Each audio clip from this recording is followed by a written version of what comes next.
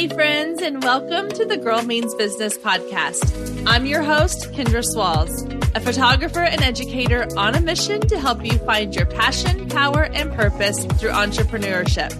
So let's jump right into today's episode because this girl means business. Hey guys, welcome to the Girl Means Business podcast. Thank you so much for tuning in and spending part of your day here with me. I have a fabulous guest today. I'm talking to Melissa Koehler, but before that, I want to remind you one more time really quickly about the Inbox Insider. This is the done-for-you email marketing program that gives you an entire year of done-for-you email content with templates that you can copy and paste right into your email marketing plan. Just fill in the blanks with content specific to your brand and you are ready to go. It also includes tons of extra bonuses like a welcome sequence template, a sales sequence template, list cleaning templates, subject line generator, lead magnet generator, quizzes, how to build out your first lead magnet as a quiz, a step-by-step guide, and so much other amazing things. Now, here is why I want to make sure that you get on this right away, because at the end of this month, at the end of March, the price for Inbox Insider is going to be increasing. So if you want to get all of this amazing greatness for just $47, you need to make sure you sign up before the end of the month. So you can head to girlmeansbusiness.com/inbox, head to the link in the show notes if you want to just click it and head right that way and get signed up before April 1st. That's when the price will increase. Make sure you get signed up for Inbox Insider today so you have access to all of the incredible content at such an amazing low price. And you have lifetime access. So once you sign in, once you log in, that content is there for you as long as you need it. All right, guys, today I have a fabulous guest with us. Her name is Melissa Koehler. She's a small business strategist who's helping women build a business they can be proud of. She also started her career as a professional photographer, something I know a little bit about, and it's blossomed into the creation of several brands and businesses and a passion to teach others how to get started without feeling alone and overwhelmed. She's also recently released her brand new podcast, which we're so excited about, and I'm sure she'll talk about into our conversation today, so make sure you go check out her podcast as well. So let's get into my conversation today with Melissa as we talk about how to step into your strengths to help you grow your business. All right, guys, I am here with Melissa from the Blush Pages. Oh my goodness, I'm going to say that correctly. Hi, Melissa. How are you? Hi, I'm wonderful. Thanks for having me. Yeah, I'm so excited to chat with you today. So let's start by introducing yourself. Let everybody know who you are, a little bit of sort of your background, your journey, and what it is that you do. Awesome. Okay. Well, I am a serial entrepreneur. I have been an entrepreneur for over 20 years. And throughout that entire journey, there's long little stories within that. But throughout that entire journey, I realized just how much I love helping women build online businesses. So within those last few years, I've really focused in on that and created the Blush Pages, which I'm so excited to talk about. I love it. Okay, so explain a little bit about what the Blush Pages is or does or how it helps women. Perfect. Yes. So originally I had designed it to be an online vendor directory because when I was first starting out, I just wanted one space for people to be able to find the right vendors to help them run businesses. And throughout the creation process of the Blush Pages, I realized that there's more than just vendors. So I created a whole online education system. So we have online education, we have a vendor directory, and we have a community because when you're an entrepreneur, especially if you're doing it online, it can feel really lonely and you want to be able to connect with other like-minded people. So I'm just trying to put it all in one spot. I love that. Yes. And I think that's so the definition almost of entrepreneur is taking something you wish you'd had when you were starting and doing it yourself. Because I know for me, that's kind of how this podcast came about. I was I want to provide women with the tips and advice that I wish I had had when I was first starting my business, because at that point, you don't even know which questions to ask or where to turn. So being able to have a one-stop place is awesome. So that's so cool. Okay. So I know in your bio, you mentioned that you were a former photographer. Is that correct? Yes. Okay. So tell me kind of your journey from photography, because that's my background as well. I still do photography as my other business. And so tell us a little bit about that journey from that to what you do now. Okay. So I need to tell you a little bit about how I started with photo, because Yeah. years and years ago, when scrapbooks were still a cool thing to do, I worked at scrapbook stores, like physical stores. Oh, and wow. then I transitioned into a business where people would pay me to make their scrapbooks. And as I was on scrapbook design teams and my pages were published, and that's just not a thing anymore. But at the time it was really cool. And when you have a really good scrapbook page, you have a good photo to go with it. And so I had taken a couple years of photo in high school, and I've always been interested in it. And so I thought, you know what, I'm really going to just dive more into this so that I can get my pages published. I had no intention of doing it as a business. Well, as you know, when you start doing this, people want you to practice on them and you want to practice. And people asked me to do their photos for them. And I just fell in love with it and started second shooting for others, and then created my business in Southern California, where I had the incredible pleasure and opportunity to photograph some amazing clients, some of which were NFL football players. And for me, that is like, I just love football. And so I'm very proud of that. And I got to then throughout that, got to mentor photographers all over the world. I was on mentor teams online, and it just was incredible. And I still love photography. It's still a huge part of my life, but I just don't do it as a profession anymore. Yeah. I think that's like the story you just told is, I think, a lot of photographers and a lot of entrepreneur story in general, which is you start at one point and then it kind of evolves into this other thing. And you never really know. I mean, that's the beauty of being your own, guide, is that there are no rules, there are no parameters. I know for me, when I started with photography, it was just a fun hobby.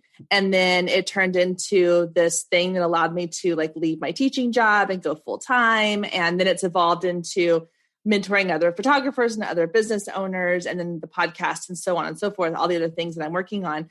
But I think that's part of feeds into sort of our topic for today, which is finding your area of strength and really leaning into that. And I think that when you are open to the opportunities that come your way, even though they may not be what you envisioned for your business or your life, that's when those magical moments happen.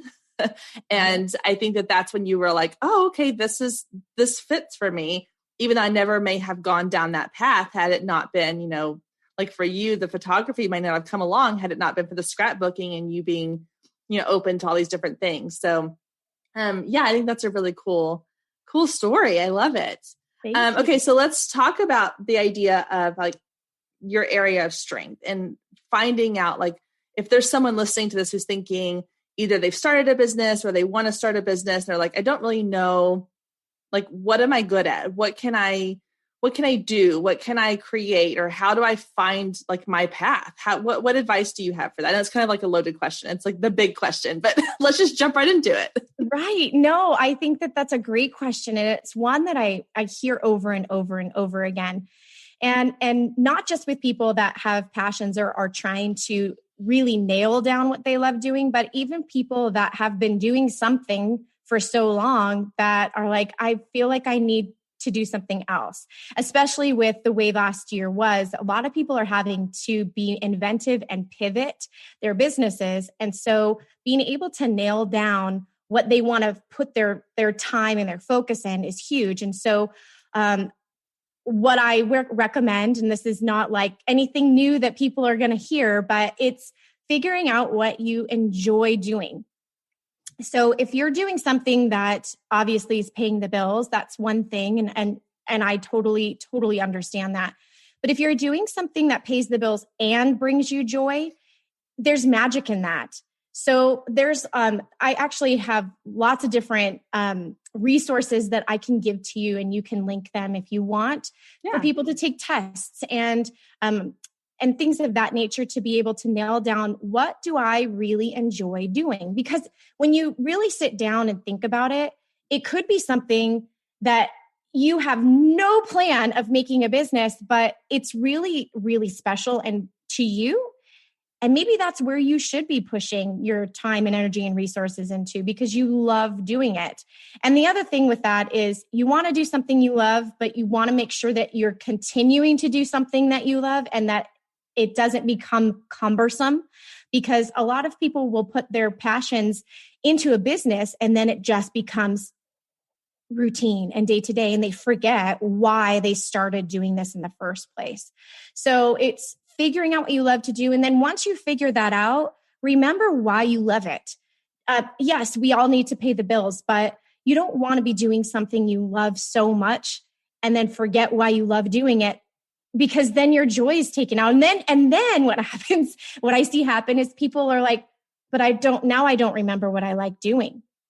Yeah. And you don't want that. So that's terrible.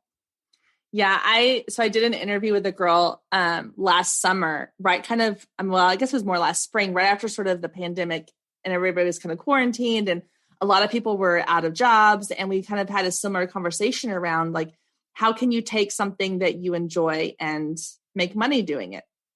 And I think one of the biggest takeaways I got from that, and looking back, like that's kind of how my photography journey started, was I had always loved taking pictures. I was that kid who always had a disposable camera or a Polaroid.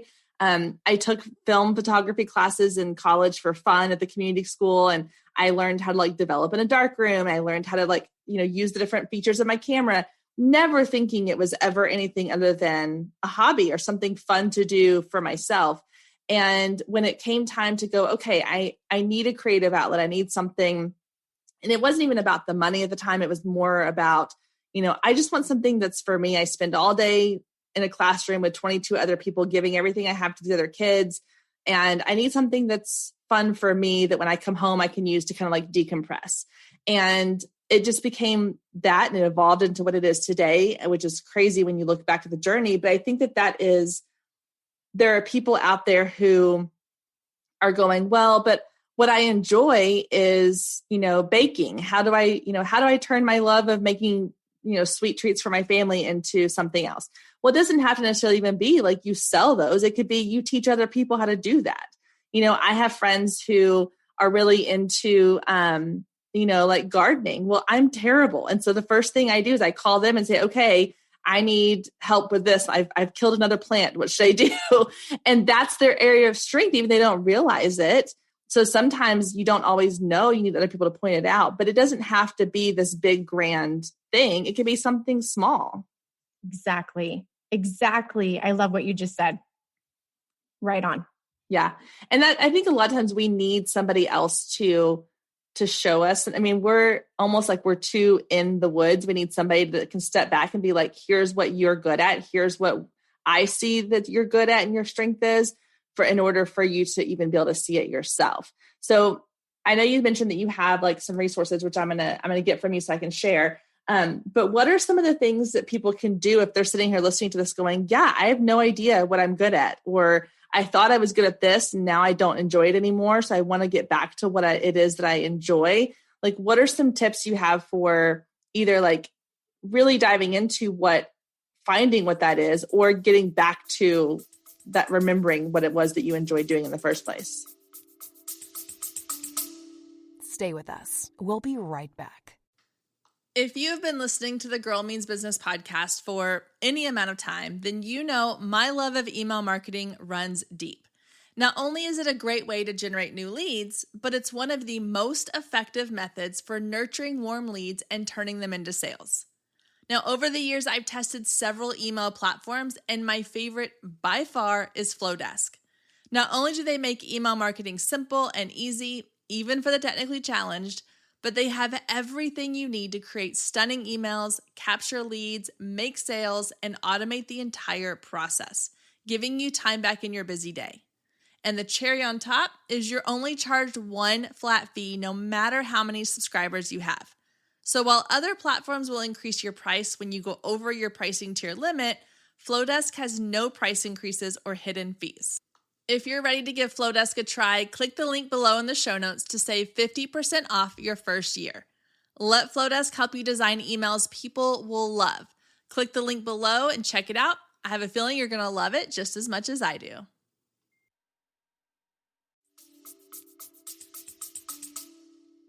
So you don't want to overcomplicate it, because I think if we give all these different steps that people are like, whoa, that's too much, and I just want to sit on the couch and not think about this. But if you're really sitting and being honest, maybe start with your top 5 things that you would do if you had nothing to do. Like if you had a free day and you didn't have to work and you didn't have other responsibilities, whatever you would do, pick 5 things that you would want to do. So like for me, that would be, I enjoy going in and baking, finding something to bake in my home. I'll look on Pinterest for like creative things to decorate. So baking, decorating, I'll listen to whatever music that I want to listen to. And that may not translate into a profession per se, but it doesn't necessarily have to. It really is just diving into the things that you would do if you had all the time in the world to do them. And even kind of go with, I have all the resources in the world too.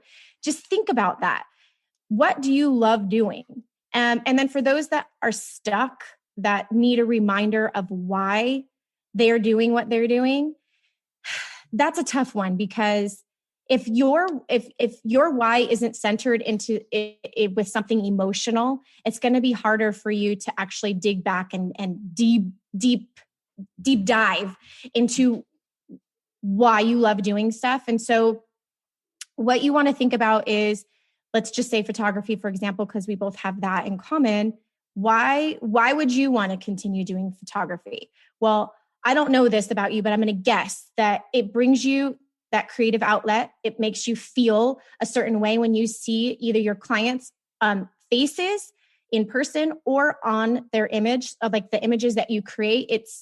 It brings you joy to be able to capture those memories for somebody else. And if we can dig into why that's important to us, like why would those things be important to you? Well, maybe it's because you didn't have a lot of pictures of yourself growing up, or you really enjoy looking at the pictures of your family members, and that's what you want to be able to help create stuff for other people. Those are deeply rooted into emotions. And if you can always connect back to an emotional why, then that's going to make those hard days, the frustration and the uphill battles of your day-to-day be a lot easier to get through, because you remember, I'm doing this because I want to create memories for other people, or whatever it looks like. Right. So digging into that is so huge. And if you haven't gone through a why exercise, I highly recommend it. Simon Sinek has one on his website that I don't remember if it's free or not, but if at the very least, go YouTube Simon Sinek, start with why YouTube talk. It's huge. So that's what I would suggest. I recently, I say recently, this will come out later, but I recently posted on my Instagram stories. So I was at a conference, I guess now it's been 2 years ago. And it was for boudoir photographers. That's what I specialize in. And there was a lady speaking, and it's funny because like the whole retreat itself, the conference was amazing. It was very small. There was like less than 100 people there. So we all got to really connect and get to know each other. And it wasn't like, there were a couple little breakout sessions, but for the most part, we were all in these rooms together, learning together and learning from each other. And this lady was speaking about like kind of the same thing, connecting back to your purpose, and like that this is more than just taking great photos. It's more than just, in whatever industry you're in, it's more than just, helping people pick out perfect clothes, or it's more than helping them, get in shape. There's a connector piece. Like, what is it? So she had us do this exercise. And it's basically like, she compared it to the 7 degrees of Kevin Bacon. Like, you have to really kind of dig down deep. I call it the toddler method, because I always think of my kids when they do this, but it's like, you start with a blank piece of paper and you write down like the first thing that comes to mind, like why. So for me with boudoir, I'd say, well, I want to create beautiful photos for women. And then you keep asking yourself, okay, but why? Like a toddler's constantly like, but why? But why? And you do that like 7 different levels. So you say like, okay, well, I want to, create beautiful photos for women. Okay, but why? Because I believe all women deserve to have these gorgeous photos of themselves. Okay, why? Because, a lot of times as women, we are very hard on ourselves. We are very self-conscious. We are critics, our worst critics.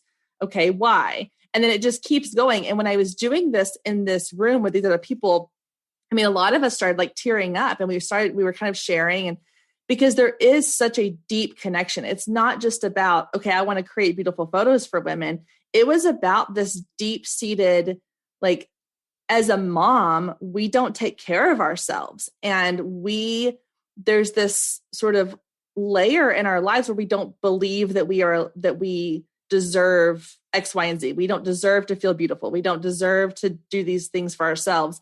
And so I want to give women the permission to go and be beautiful and to feel confident and to come into our studio and have that day of treatment. And once I started like really diving into that, every time I feel myself getting burned out, I go back to that. I still have that paper, and I go back to that page and I look at all those different layers that are so much more than just, I want to create beautiful photos.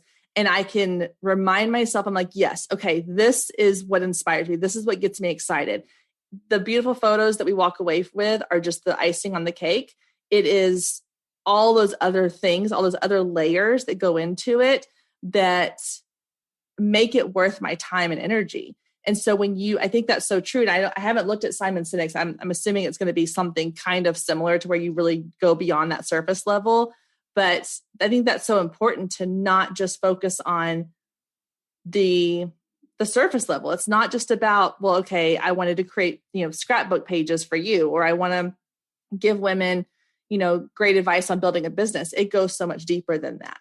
It does go so much deeper. And I love that exercise. I've done that exercise multiple times. I was part of different workshops too. And the one that it's called 7 Levels Deep. And I actually do that with people that I work with too, because it is so powerful when you can get to the root of it.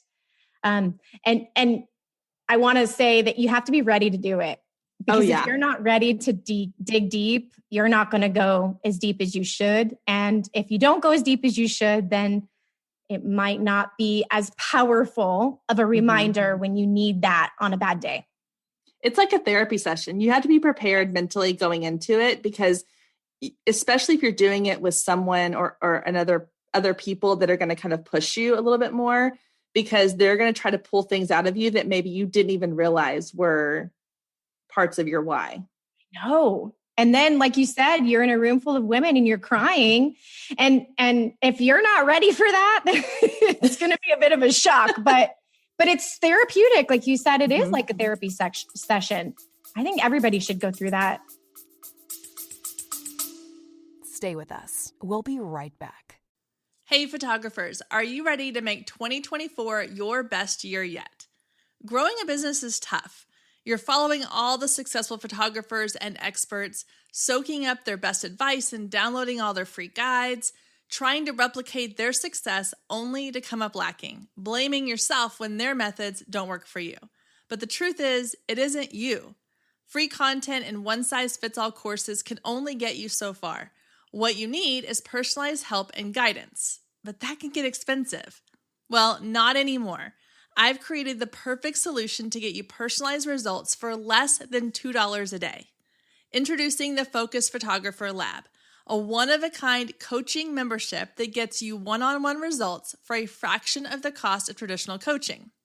Inside the lab, you'll find the 3 C's to success: classes, coaching, and community. With classes, you gain access to a treasure trove of pre-recorded trainings and invaluable resources. With coaching, you get monthly live trainings and Q&A sessions, along with my favorite part, the weekly one-on-one office hours, where we get to address your unique questions and challenges. And then there's the community, where you get to connect with an amazing group of talented female photographers who share your passion, supporting each other and inspiring each other to greatness. The best part is it doesn't come with an expensive one-on-one coaching price tag. You get all of that for just $47 a month. You can even try it for free for 14 days to make sure it's a good fit for you. And there is no contract and no obligation. You can cancel at any time. So what are you waiting for? Head down to the show notes and click the link to learn more and get signed up today. And let's make 2024 our best year yet. Yeah, I agree. I mean, it's changed things for me, and I've done it both with my photography business. I've done it with this podcast, and I've done it with, other aspects of my business. And I do think it's important to either go back to it or redo it again at different stages of your business, because it can change a little bit and it can evolve. And I think the other thing that I've learned a lot too is listening to what people say about you or what you're doing, like whether it's through reviews or conversations. I ask a lot of my boudoir clients when they come in, I'm like, tell me, like how you found me and what made you choose me over somebody else. Or what made you feel connected enough to come in? Because obviously when you're working with somebody one-on-one, no matter what your business is, it's a very personal, intimate thing, especially like when it comes to running a business or doing boudoir or a wedding day or whatever it might be. And so it's really valuable to know, like, well, what is it that they see? Because when you're in your business, again, it's kind of like the whole idea of like, you're in the thick of it. It's hard for you to objectively look at what you're doing because you see all the different sides of it. So when you can get other people to tell you, well, I loved working with you for this reason, or I was drawn to you for this reason. And if you start hearing the same things over and over again, then that needs to be built into either your why, your purpose, or that's your superpower. Like I hear a lot of people say, like, I feel like when I'm talking to you, it's like talking to a good friend. And so, I've used that. I'm like, well, yeah, that's kind of my superpower is I love connecting with people and I love talking to people. And so I'm going to incorporate that into my marketing, into my branding, into all the things. And so it's not just about, again, kind of going back to like even asking your friends and family, like, what is it that you think I'm good at? What is it that you like, what words pop into your mind when you think of me? Yes, that's huge when you can step outside, because we all have that. What is it? It's the curse of knowledge. Oh yeah. We're so close to what we're doing because we've been doing it for so long. And sometimes we need that outside perspective to give us the good and the bad, really, to take the blinders off, but also to be able to show us what we're missing. And I think a lot of times as women, we have those blinders on for ourselves. We're taking care of and doing all the things for everyone else. And so it's hard to actually take a look at who we are and what we're good at. And so having other people come into our space that we trust, be able to tell us what they see in us is not only life-giving, but like you said, being able to utilize that in your branding is huge. Oh yeah. Yeah. And because I know, like for me, I did that a couple of years ago with my photography because I was really trying to figure out like, what is my niche? Like, what am I good at? What do I want to focus on? And so I went and asked like a couple close photographer friends. I'm like, tell me what you think of. And honestly, like I was not prepared for what some of them said because I already had kind of an idea of what I thought they were going to say about me. And they said different things. And I was like, but that's not what I wanted you to say. And I had to remind myself, like, it's not about what I want them to say. It's about, perception is reality. And so even though I think I'm being perceived a certain way, if that's not how other people are perceiving me, then I need to find the connection there. And not that their perception is always, my reality also. You have to take it with a grain of salt. But right. I definitely think that having that sort of, like you said, the curse of knowledge, if you can take that away a little bit. I always say that like with my mom I love her to death, but she's not super technology savvy. So I always have her go through, like when I'm designing my website, I'm like, go through and look at my website and tell me like from a non-techie person, how does this look? Because sometimes we need to, have a fresh set of eyes come in and look at our business. And that doesn't mean like invite a bunch of people into your business to give you opinions, but a select few, like you said, that you trust. Mm-hmm. Yes. For sure. Yeah, absolutely.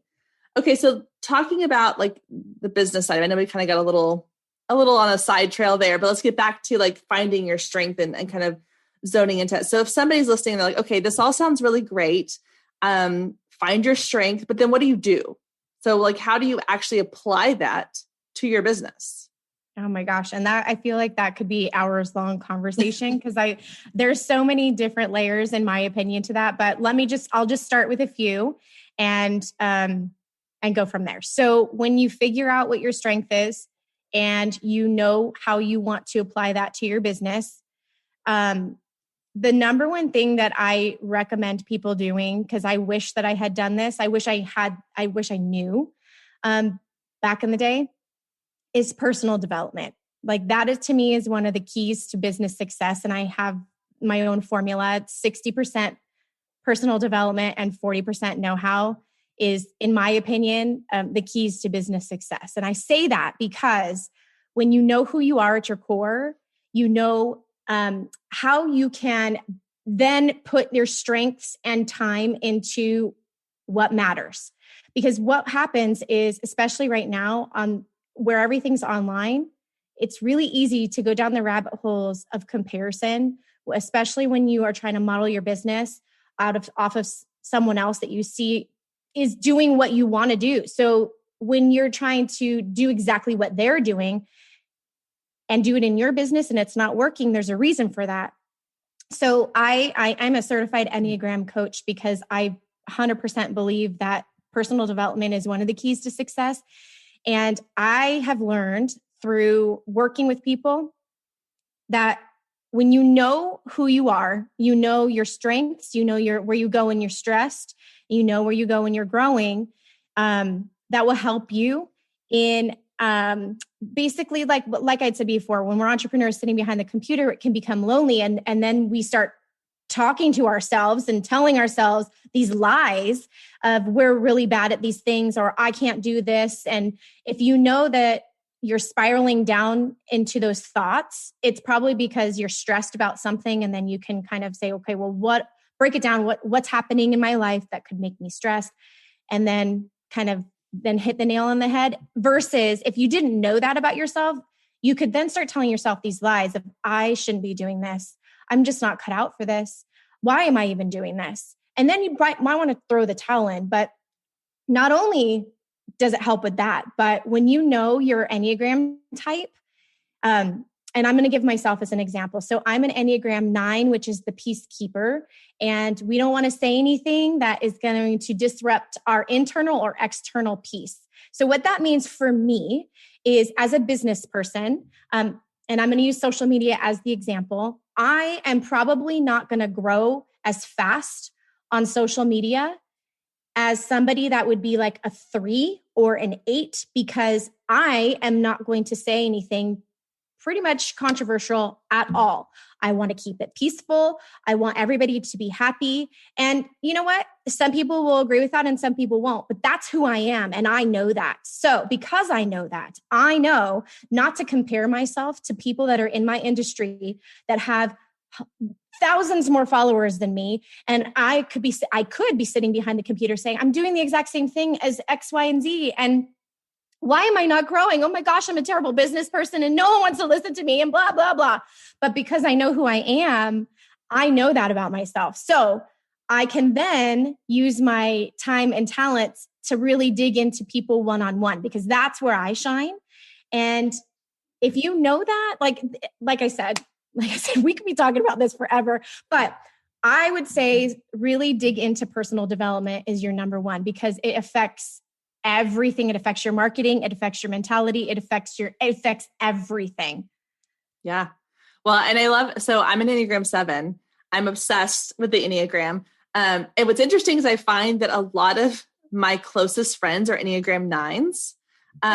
Which is interesting. I just recently, had a couple friends that had taken the test, and my friends are either 7s like me, or they're 9s. I have a few that are 2s and 3s as well. I mean, I have all across the board. My husband's a 5, but some of my very best friends are all 9s. And I don't know if there's like a connection between 7s and 9s, but as a teacher, I was given like all these different personality tests, different, trainings we'd go to, or conferences we would do, or personal development, or, professional development stuff. And I was always like, okay, I mean, they kind of describe me a little bit, I guess, but I never really saw like the true connection. And then I was on a girls' trip to Nashville with my sister-in-law and a couple of our friends. And the topic of the Enneagram came up and I was like, what is this thing y'all are talking about? And so they had me take like just a little free test online, and it said I was a 7. She was like, but go listen to, was it Annie Downs that has no, is that who has the podcast on Enneagram? There's so many. Okay. Yeah. Well, there was somebody that I listened to, and I was on the flight home from Nashville and I listened to her episode on Enneagram 7s. And I like was in tears. I was like, no one has ever described how I feel in my life more perfectly. Like it was the first time I was like, I feel seen and heard. Like, I mean, I was like, this is truly like, it explains so much about like, I have FOMO big time. I hate the idea of missing out on something that could be valuable or important. That's why like I'm on Clubhouse now and I'm like on there 24/7 because it's live. And I'm like, well, what if I'm missing something? Like, what if they have this really amazing room and I'm not there? Or what, and there's that energy that the 7s kind of like always want things to be sort of fun. We don't deal with emotion very well at all. Those are all things I've learned about myself in the last couple of years that have been super beneficial in my business, in my personal life too, especially, but in my business, like you said, I'm able to realize, okay, this is the side of me that like has that FOMO. And I need to realize like, I cannot spend 24 hours a day on Clubhouse or on Instagram or on Facebook or whatever. It's okay if I'm not there and something happens, it will be fine. The world will keep spinning. My business will keep going. I don't have to dabble in every little thing. Like I've learned to put the brakes on when I start getting into that shiny thing syndrome of like, oh, but people are doing this and that might be really fun to try.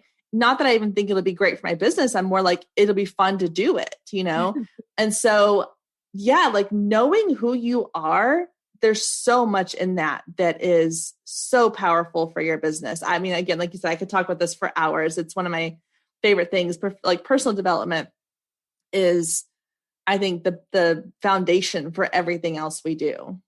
Yes. I'm so glad you agree. Yeah.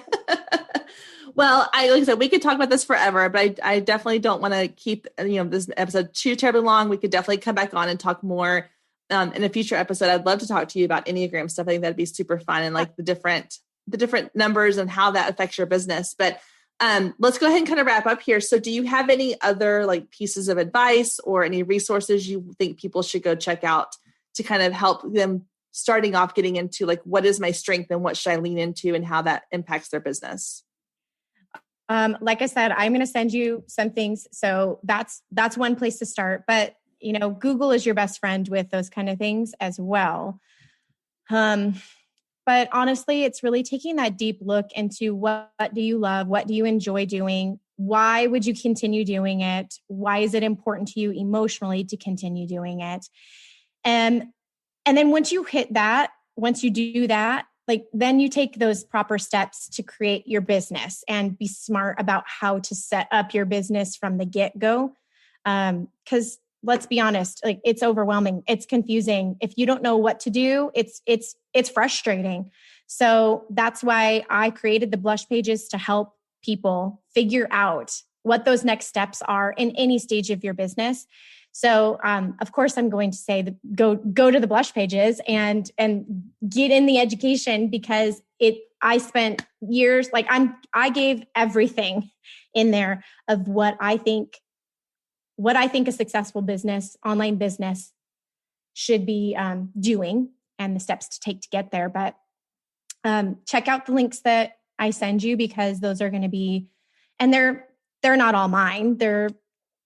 I'm not going to take credit for them. Like I Googled. So I just want to give people the tools that I think are probably going to be the most beneficial. So I love that. Start there. Well, tell people, where can people find you if they want to know more about you and maybe work with you? I hang out on Instagram the most out of all social media platforms. So you can find me at M Koehler, Koehler. It's like the sinks, but with an E. And then at the Blush Pages on Instagram as well. And you can also find me on my website, melissakoehler.net or theblushpages.com. Those are my favorite places to hang out. Yeah, I know. I love Instagram too. I am going to link to all of that in the show notes so people don't have to remember or try to write that down. If you're driving or out doing something, they can just scroll down and click on that and find you. But thank you, Melissa, so much for taking time to meet with us today and chat. Like, there's so many things I would love to dive deeper with you on. So I would love to have you back on for a future episode. I think that'd be so much fun. Oh, that would be great. Thank you so much for having me. It's been fun. Thank you so much. Well, we'll talk soon. Okay. Thank you so much to Melissa for taking time to be a part of the Girl Means Business podcast to share that incredible conversation and all of her wisdom with all of us. Make sure you go follow her on social media, check out her new podcast. I will have all of that linked below in the show notes so you can easily access it and go check her out, follow her on Instagram, and join her Facebook community.